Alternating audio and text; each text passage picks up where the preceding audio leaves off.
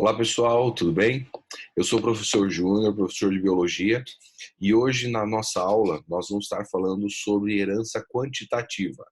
Nós já tivemos ali então, primeira lei de Mendel, segunda lei de Mendel, sistema BO, na última aula foi sobre interação gênica, e nessa aula a gente vai estar falando sobre herança quantitativa. Vou compartilhar a tela aqui com vocês. Vamos lá. Tá aqui. Bom, a herança quantitativa, então, ela se refere à quantidade de genes em um genótipo que se tornam mais expressivos ou menos expressivos. Por exemplo, nós temos lá na população pessoas com 1,50 m de altura e pessoas com 2 metros de altura. Então você sabe que as pessoas com 2 metros de altura são menor quantidade. Então a gente está falando de herança quantitativa. E as pessoas de 1,50 m são pessoas que têm uma menor quantidade de pessoas com essa altura, né? E nós temos uma quantidade média de pessoas por volta de 1,70 m, 1,75 m, que é a média brasileira, por exemplo. Então, essa herança quantitativa, ela vai te mostrar justamente isso. O extremo da expressividade de um gene, né? Tanto de um lado de maior expressividade quanto de menor expressividade. Olha só essa imagem aqui que interessante. Aqui você tem a curva de Gauss. A curva de Gauss, ela é justamente uma representação do que é e como você representa a herança quantitativa. Então, olha só, nós estamos falando aqui sobre altura, certo? Mas eu poderia falar sobre peso, sobre índice de massa corporal, sobre coeficiente de inteligência, entre outras coisas. Mas olha só, aqui de um lado você tem uma menor quantidade de pessoas, menor quantidade de indivíduos, e aqui você tem uma quantidade semelhante aqui. E nesse meio, que é a média, você percebe que você tem uma quantidade maior de indivíduos aqui. Então, por exemplo, se a gente estivesse falando de altura, nós estaríamos falando que aqui teria, por exemplo, pouquíssimas pessoas com 2 metros, aqui pouquíssimas pessoas com 1,5 m. E aqui uma quantidade muito grande de pessoas de 1,70 m, 1,75 m, 1,80 m. Então você percebe que é justamente isso que acontece quando você sai na rua e você começa a olhar as pessoas, né? As pessoas que até são menores ou muito maiores, elas se destacam no meio da população. Então olha só, aqui tem um exemplo de herança quantitativa que é com respeito à cor da pele. Tá? Eu coloquei aqui no exemplo apenas 2 pares de genes para condicionar um caráter que é a cor, tá? Porque a herança quantitativa ela mostra isso, ela mostra que vários pares de genes vão controlar apenas um único caráter. Claro que a cor da pele é bem provável que seja mais pares de genes, já que a gente tem uma tonalidade quase que infinita de cores. Então eu coloquei aqui que o exemplo é que são apenas 2 pares de genes. Então você olha ali na tela. Você tem azão, azão, bezão, bezão, negro. Azinho, azinho, bezinho, bezinho, branco. Então você tem, olha só, os genes que são mais expressivos são genes que têm, todos eles são dominantes. Todos os genes dominantes são mais expressivos. Então, se a gente estivesse falando sobre a altura, nós estaríamos falando que aqui o indivíduo de 2 metros seria azão, azão, bezão, bezão. E o indivíduo de 1,50 m seria o azinho, azinho, bezinho, bezinho. E o indivíduo que tem 2 genes dominantes, 2 genes que se destacam aqui, né? Então, ou são expressivos, perdão, eles seriam um indivíduo aqui, no caso do nosso exemplo, mulato médio, tá? Que a grande maioria que você vê hoje não são tantos negros, não são tantos brancos, mas mulato médio você vê uma grande quantidade de pessoas. Então, olha só, o que eu quero que você faça agora? Você vai ter que paralisar o vídeo na hora que eu pedir, e você vai, aí na sua casa, vai fazer um quadro de Pinet, fazendo o cruzamento de indivíduos duplo heterozigoto, ou seja, azão, azinho, cruzando com azão, azinho. Assim que você terminar o quadro de Pinet, você vai fazer os fenótipos. Então você vai ver lá, ó, já tem um exemplo aqui na tela, ó, vou colocar aqui o cursor. Então você vai ter lá negro, você vai ver quantos em 16 possibilidades. Mulato escuro, quantos? Mulato médio, mulato claro e branco. Depois que você fizer tudo isso, tá? Você vai fazer a comparação com a sua apostila. Mas assim, você já tem esse quadro pronto na apostila. Faça primeiro e logo depois você confere se o seu quadro está certo ou não, tá bom? Então, neste momento, você vai paralisar o vídeo. Bom, você paralisou o vídeo, então provavelmente, se você fez tudo certinho, você vai encontrar esse quadro de pneu aqui, tá? Esse quadro de pneu. Eu vou tirar aqui a minha tela, vou colocar em outro lugar.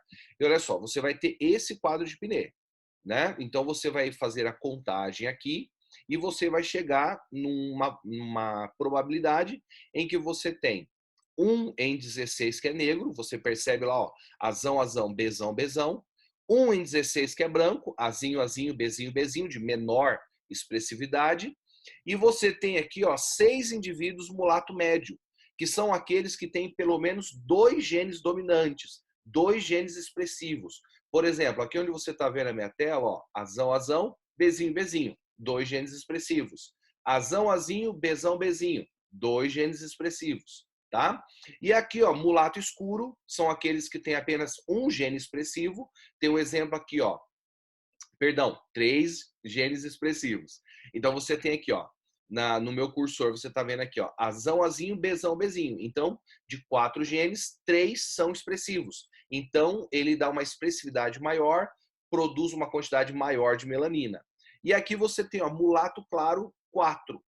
Então, você vê aqui, ó, o mulato claro, ele tem apenas um único gene expressivo. Como é o exemplo aqui que você está vendo na tela, azinho, azinho, bezão, bezinho. Então, olha só, se nós colocarmos isso na curva de Gauss, nós vamos ter exatamente isso aqui, tá? Aqui, ó, você tem, então, maior expressividade aqui, menor expressividade aqui, expressividade intermediária aqui, com 2, a gente está falando de 4 genes. Então, aqui nessa subida aqui, ó, você vai ter indivíduos com 3 genes expressivos. Esses indivíduos aqui seriam mulato escuro, tá? E aqui descendo, você teria aqui os indivíduos que são mulato claro, tá? Mas olha só, você tem então aqui as probabilidades: 1 para 4, para 6, para 4, para 1, certo? Existe uma outra forma de você fazer essa probabilidade que talvez seja um pouquinho mais rápido do que você precisar fazer aquele quadro de Pinet de 16 possibilidades. Olha só que interessante. Aqui, para você encontrar o número de fenótipos que um resultado como aquele vai dar, é só você usar o número de genes mais 1. Essa é a regra. Se você quer descobrir o número de genes, você pega o número de fenótipos menos 1. Olha o exemplo. Cor da pele está lá, ó. São 4 genes que a gente estava trabalhando, não é? Azão, azinho, bezão, bezinho. 4 letras. Então, se eu somar mais 1, nós temos 5 fenótipos. E não foi 5 que a gente trabalhou? Negro, mulato escuro, mulato médio, mulato claro e branco. Foram 5 fenótipos. E aqui embaixo você tem, se eu tiver no exercício, por exemplo, já o número de fenótipos, eu sei exatamente quantas letrinhas que foram trabalhadas. Então, olha só aqui.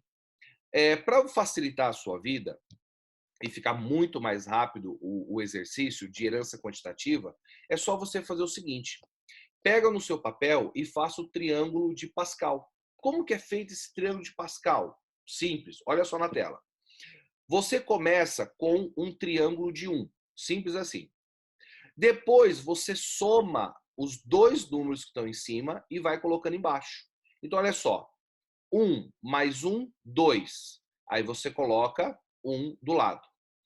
1 mais 2 é 3. 2 mais 1 é 3. Coloca 1 do lado. Depois você vai. 1 mais 3 é 4. 3 mais 1 é 4. 3 mais 3 é 6. E você coloca 1 ao lado. Vamos fazer mais um. Olha só. 1 mais 4, 5. 4 mais 6, 10. 6 mais 4, 10. 4 mais 1, 5. E cerca de 1. Então você percebe que esse triângulo de Pascal, ele vai ajudar a você encontrar a probabilidade antes mesmo de você fazer um quadro de Pinet. Como assim, professor? Olha só. Você descobriu, então, antes de você fazer o exercício, você fez aquela regrinha. Bom, o professor me deu azão, azinho, bezão, bezinho, 4 letras. Então, 4 letras são 4 genes. 4 letras mais 1 são 5 fenótipos. Então, cada linha dessa que você está vendo aqui do meu cursor é uma quantidade de fenótipos. Então, ó, 1, 2, 3, 4, 5 fenótipos. Olha só o que você vai descobrir aqui, ó. Você vai ter aqui, então, olha só que interessante, justamente a probabilidade 1 para 4, para 6, para 4, para 1, que você viu que deu aí no seu quadro de Pinet. Talvez você deve estar com raiva agora. Nossa, eu fiz todo aquele quadro, demorei um montão, e sendo que era só fazer isso. Sim, na herança quantitativa, quando você está cruzando duplos heterozigotos, triplos, quádruplos, seja quantos for, você faz o triângulo de Pascal. E o triângulo de Pascal, você vê que cada linha é aqui uma quantidade de fenótipos, você chega aqui, ó, 5 fenótipos. Então, minha probabilidade é isso. Se eu tivesse 7 fenótipos, eu já sei que minha probabilidade seria essa aqui embaixo, que seria a última linha. Então, vocês viram quão interessante que é isso, certo? É muito fácil você conseguir fazer a herança quantitativa usando o triângulo de Pascal. Pessoal, espero que vocês tenham aprendido. Um grande abraço e até a próxima. Valeu!